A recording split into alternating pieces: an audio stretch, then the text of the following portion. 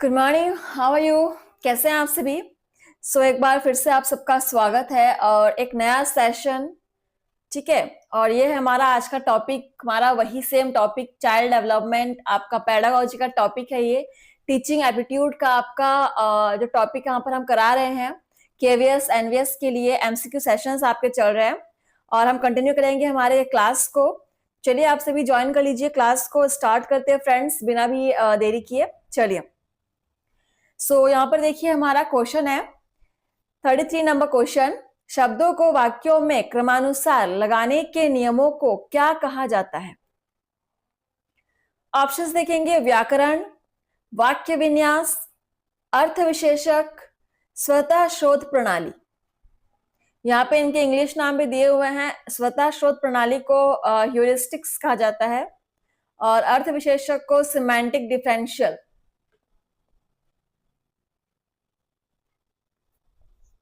चलिए,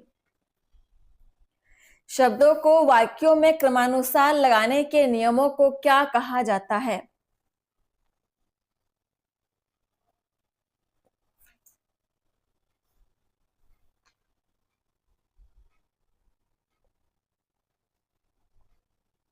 बहुत ही सिंपल सा इसका आंसर है फ्रेंड्स। इसको कहा जाता है आपका वाक्य विन्यास। नोट कर लीजिएगा, वाक्य विन्यास। Option B is correct. Next आगे बढ़ेंगे। 34 नंबर क्वेश्चन देखिए। अंक गणितीय समस्याओं के समाधान के लिए क्या आवश्यक है? क्वेश्चन को पढ़ के समझिए क्या पूछा गया है। ऑप्शन है यांत्रिक समाधान, केंद्राभिमुखी चिंतन, अंतर्दृष्टि, विचारावेश।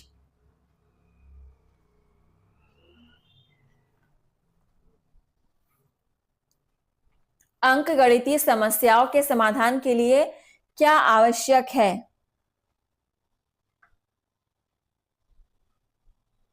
यहाँ पे आपका आंसर हो जाएगा केंद्राभिमुखी चिंतन। नोट कर लेंगे, option B is correct. Next question number 35। खालिस्तान को एक पेड़ या एक झाड़ी के रूप में वर्गीकृत करने में एक व्यक्ति को कम से कम कठिनाई होती है। तो इनमें से कौन से पेड़ या झाड़ी को वर्गीकृत करने में एक व्यक्ति को सबसे कम कठिनाई होगी? ऑप्शन है कैक्टस, पर्णांग या फर्न, बलूत या ओक, खजूर। चलिए, ये भी आपका लॉजिकल क्वेश्चन है। टीचिंग एप्टीट्यूड के जितने भी सारे क्वेश्चंस है बहुत इजी रहते हैं, बस आपको सोच समझ के आंसर करना होता है। पढ़ के अगर आपको क्वेश्चन समझ में आ जाता है तो आप आंसर बिल्कुल निकालेंगे।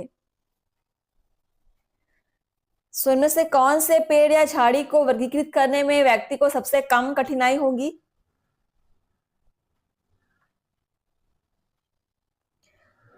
बहुत सिंपल सा आंसर है। यहाँ पे आंसर आ जाएगा बलूत या ओक। ठीक है। चलिए, नेक्स्ट है हमारा क्वेश्चन नंबर 36। देखिए, एक छात्र जो प्रत्येक प्रश्न के मूल भाव को पढ़कर बहुविकल्पीय परीक्षा दे रहा है, वह प्रथमतः विकल्पों को देखे बिना ही सही उत्तर चुन रहा है और उसके बाद उत्तर से संबंधित निकटतम विकल्प चुन रहा है। तो वो क्या कर रहा है? मतलब वो बहुविकल्पीय एग्जाम्स दे रहा है वो, जिसमें उसके पास, जैसे कि हम सॉल्व कर रहे हैं क्वेश्चन है और 4 ऑप्शन है, तो वो क्या कर रहा है? पहले क्वेश्चन को पढ़ना की जगह वो ऑप्शंस पढ़ ले रहा है। ऑप्शंस में जो उसको सही लग रहा है उसके बाद वो उस ऑप्शन को रिलेट कर रहा है अपने क्वेश्चन के साथ। तो ऑप्शंस में देखिए वो क्या कर रहा है। स्वतः शोध, खोज एवं विश्लेषण परक बुद्धि का उपयोग कर रहा है, एक आदर्श समाधान का उपयोग कर रहा है, प्रतिनिधिक समस्या समाधान का उपयोग कर रहा है, वह एल्गोरिदम खोज रणनीति का उपयोग कर रहा है। चलिए, बेहतरीन क्वेश्चन है। इस प्रकार के क्वेश्चंस एग्जाम में अक्सर बनते हैं। चलिए, आंसर कीजिए कमेंट्स में सभी के आंसर। आप ऑप्शन नंबर डाल के भी आप आंसर कर सकते हो। ABC आपके पास ऑप्शन है।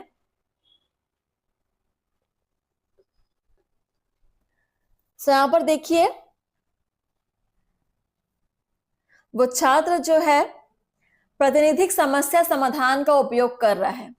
ठीक है, प्रातिनिधिक समस्या समाधान। चलिए नेक्स्ट आगे बढ़ते हैं। क्वेश्चन नंबर 37, बेसबॉल खेल में आउट हो जाना क्या है? बेसबॉल खेल सभी जानते हैं, जिनको नहीं पता है वो जाके पता कीजिए बेसबॉल खेल क्या होता है। आउट हो जाना क्या है? संयोजी अवधारणा है, संबंध परक अवधारणा है, वियोजी अवधारणा है, या आदि प्रारूप है, प्रोटोटाइप? बेसबॉल खेल में आउट हो जाना क्या है? Question number 37। ये सारे क्वेश्चंस बहुत ही लॉजिकल वे में आपको पूछे गए हैं। बेसबॉल खेल में आउट हो जाना एक वियोजी अवधारणा है। इस प्रकार की अवधारणा है वियोजी अवधारणा।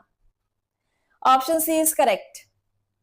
नेक्स्ट क्वेश्चन नंबर 38, सृजनात्मक विचार प्रक्रिया के जिस चरण में समस्या समाधान अवचेतन स्तर पर आगे बढ़ता है वह खालिस्तान चरण कहलाता है। उष्मायान चरण, अलगाववादी चरण, तैयारी का चरण, प्रतिदीप्ति चरण? प्रदीप्ति।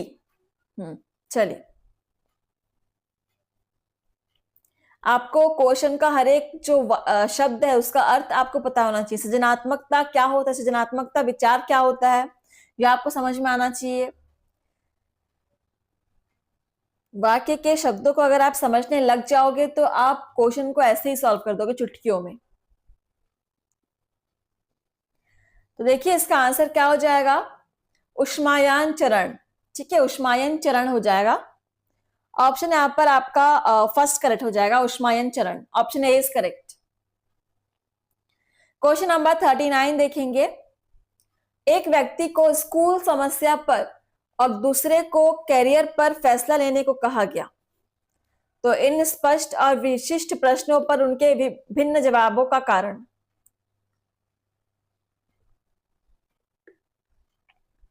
ऑप्शन है प्रतिनिधित्व में विभिन्नताएं, आधारभूत तत्व, गठन में भिन्नताएं, दो असमान व्यक्ति से जुड़ी विभिन्नताएं। क्वेश्चन को समझिए पहले क्या पूछा गया है।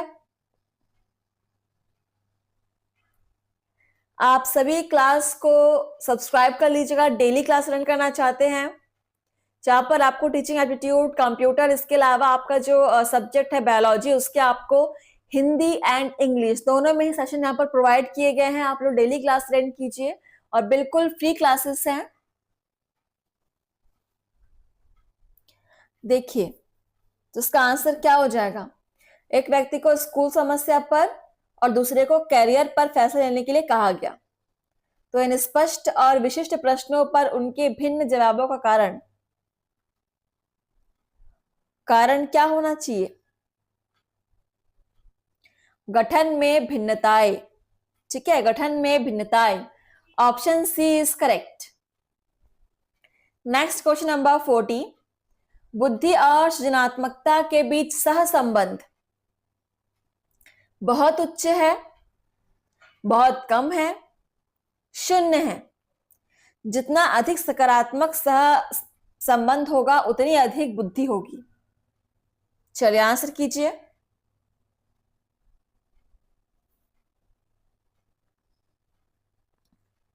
क्वेश्चन नंबर 40, बुद्धि और सृजनात्मकता के बीच सह संबंध क्या होगा या क्या होना चाहिए?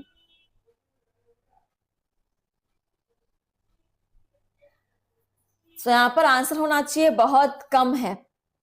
इन दोनों के बीच सहसंबंध बहुत ही कम है। ठीक है, ऑप्शन बी इज करेक्ट।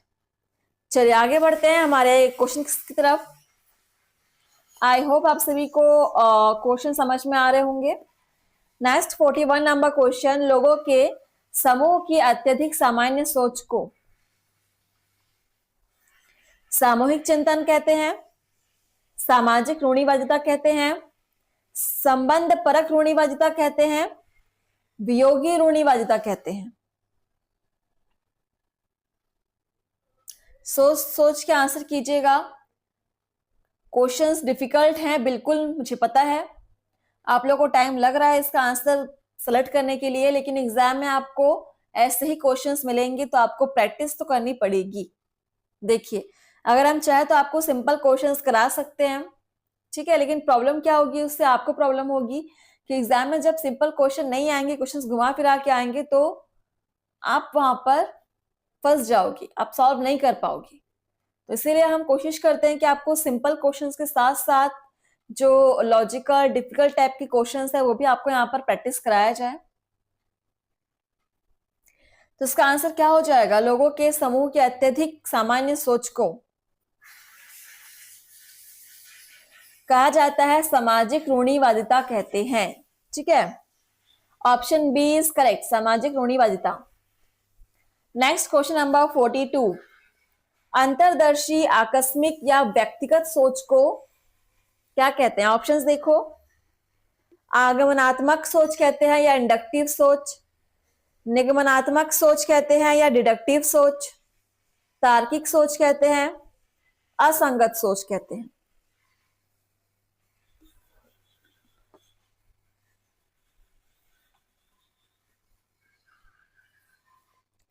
अंतर्दर्शी आकस्मिक या व्यक्तिगत सोच को, इसको कहते हैं असंगत सोच। असंगत सोच, ऑप्शन डी इज करेक्ट। बिल्कुल, आप लोग सभी क्वेश्चन को नोट कर सकते हैं। अगला क्वेश्चन है 43 नंबर क्वेश्चन, खालिस्तान शब्द उच्चारण की लघुत्तम अर्थपरक इकाई है। ये क्वेश्चन मोस्ट इंपॉर्टेंट है, कई बार पूछा गया एग्जाम्स में। ऑप्शंस देखिए, रूपिम या मॉर्फिम्स, स्वनिम, फेरोमोन्स या संप्रत्यय कॉन्सेप्ट्स। चलिए ऑप्शंस को देखिए और आंसर कीजिए।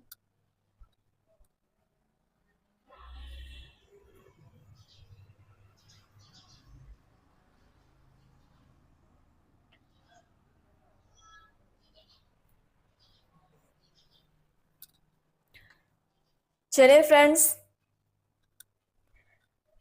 हमारे पास टाइम बहुत कम है और पढ़ना बहुत कुछ है। तो खालिस्तान शब्द की लघुत्तम अर्थपरक इकाई है, क्या है? रूपिम, मॉर्फीम्स जिसको कहा जाता है। ऑप्शन फर्स्ट इज करेक्ट, रूपिम। नेक्स्ट है क्वेश्चन नंबर 44, दो भाषाओं में बात करने की क्षमता को क्या कहते हैं? बाईलैंग्वेलिज्म,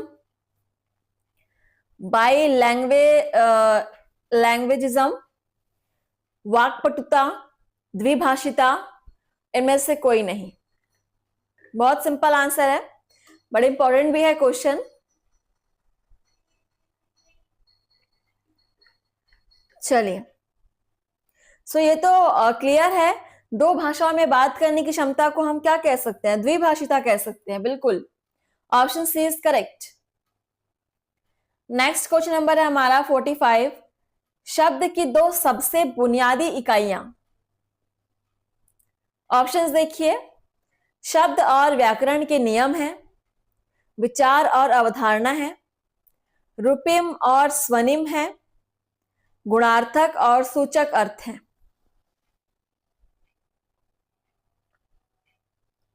शब्द की दो सबसे बुनियादी इकाइयां, नोट कीजिए क्वेश्चन को। और फ्रेंड्स, आप लोग क्लास को शेयर कीजिएगा, ठीक है। जो भी आप प्रैक्टिस करना चाहते हैं बिल्कुल कर सकते हैं डेली। सो शब्द की सबसे बुनियादी इकाइयां हैं रूपिम और स्वनिम, नोट कर लेंगे। Option C is correct.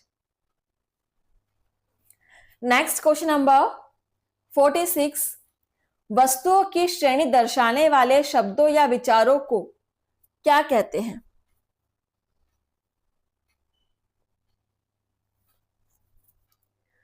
वस्तुओं की श्रेणी दर्शाने वाले शब्दों या विचारों को क्या कहते हैं? ऑप्शन है भाववाचक शब्द, विशेषताएं, विचार, संकल्पनाएं।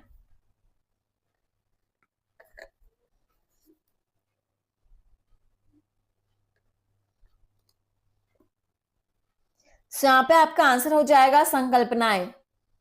ऑप्शन डी इज करेक्ट, संकल्पनाएं। नेक्स्ट है ऑप्शन क्वेश्चन नंबर 47 देखिएगा। मनोवैज्ञानिक वुल्फगैंग कोहलर के अनुसार चिंपैंजी द्वारा ढूंढे गए मल्टीपल स्टिक समस्या के समाधान से क्या साबित हुआ?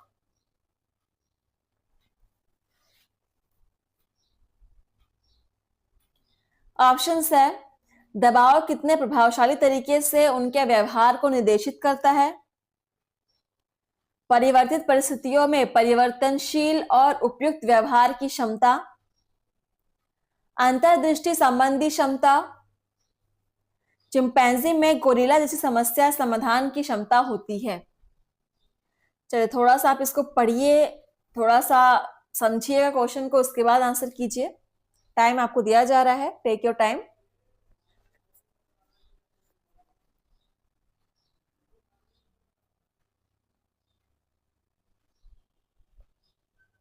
Question number 47।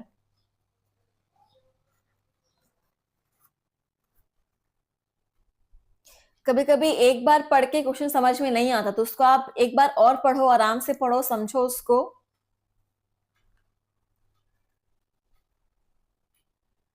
मनोवैज्ञानिक वुल्फगैंग कोहलर के अनुसार चिंपैंजी द्वारा ढूंढे गए मल्टीपल स्टिक समस्या के समाधान से क्या साबित हुआ? अंतर्दृष्टि संबंधी क्षमता। ठीक है, ये साबित किया गया कि अंतर्दृष्टि संबंधी क्षमता भी पाई जाती है। सो ऑप्शन यहाँ पर सी करेक्ट है, बिल्कुल नोट कर लीजिएगा। देखिए कितना छोटा सा आंसर था जो बिल्कुल सही निकला। चलिए नेक्स्ट क्वेश्चन नंबर है हमारा 48। एंटी किसका उदाहरण है? एंटी या प्रति? ऑप्शन है स्वनिम, वाक्य विन्यास, सतह की रचना, रूपिम।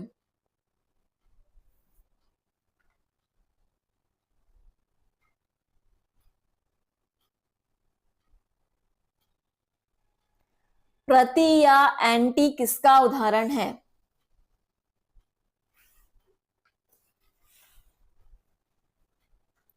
तो प्रति या एंटी जो है वो रूपिम यानी मॉर्फीम का उदाहरण है। नोट कर लीजिएगा, option D is correct. Next question number 49। सामान्य समस्या को हल करने में संभवतः, ऑप्शंस देखेंगे, मानसिक प्रतिमाओं का उपयोग होता है, घ्राण अनुभूतियों का उपयोग होता है, सिनेस्थीसिया, आर्थी दमन।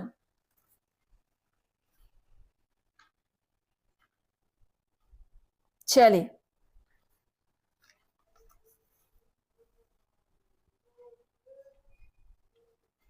सामान्य समस्या को हल करने में संभवतः किसका उपयोग होता है?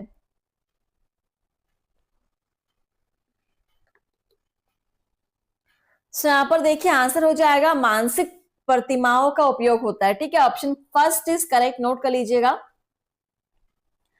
आगे बढ़ेंगे क्वेश्चन नंबर 50। कुत्ते ने आदमी को काटा और आदमी ने कुत्ते को काटा, इन दोनों तथ्यों का अर्थ एक दूसरे से बिल्कुल भिन्न है। यह किस चीज के महत्व को दर्शाता है? ऑप्शन है गुणार्थ, वाक्य विन्यास, अनुबंधित संबंध, भाषाई निश्चयवाद। कुत्ते ने आदमी को काटा और आदमी ने कुत्ते को काटा। ठीक है, दोनों के ही अर्थ एक दूसरे से बिल्कुल भिन्न है, तो ये किस चीज के महत्व को दर्शाते हैं?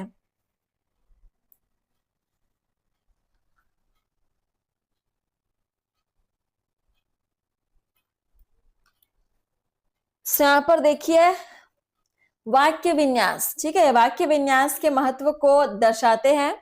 यहां पर आपका आंसर हो जाएगा वाक्य विन्यास, option B is correct. Next हमारा क्वेश्चन नंबर 51 देखिए। यदि आप सृजनात्मकता को बढ़ाना चाहते हैं तो आप क्या करेंगे?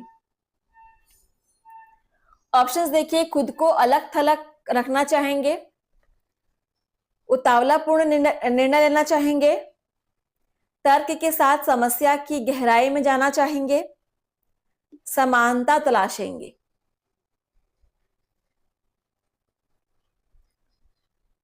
आज के सारे क्वेश्चन जो अभी तक हमने सॉल्व किए हैं, सभी के सभी का लेवल आपको समझ में आ रहा हो कितना डिफिकल्ट लेवल इसका है।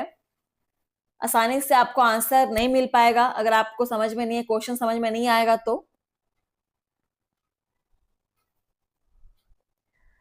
तो इसका आंसर हो जाएगा आपका समानता तलाशेंगे। ठीक है, option D is correct. Next है क्वेश्चन नंबर 52। तार्किकता के औपचारिक सिद्धांतों के आधार पर निकाले गए निष्कर्ष को क्या कहा जाता है? ऑप्शंस है आगमनात्मक सोच, निगमनात्मक सोच, तार्किक सोच, असंगत सोच।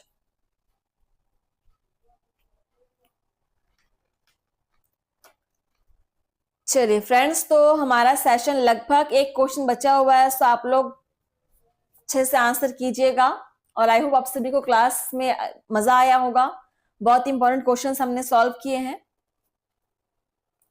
देखिए क्वेश्चन क्या था, तार्किकता के औपचारिक सिद्धांतों के आधार पर निकाले गए निष्कर्ष को क्या कहा जाता है? तो यहाँ पे आंसर हो जाएगा तार्किक सोच। ठीक है, तार्किक सोच। Option C is correct. And next and last question of 53 number question, जो विचार सामान्य सिद्धांतों से विशिष्ट परिस्थितियों की ओर जाते हैं उन्हें खालिस्तान तार्किकता कहते हैं।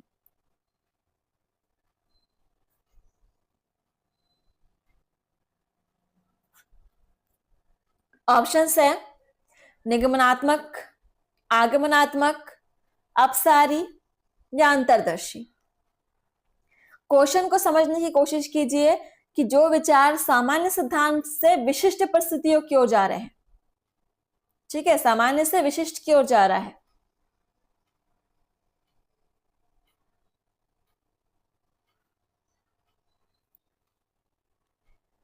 सो यहां पर आपका आंसर क्या आ जाएगा?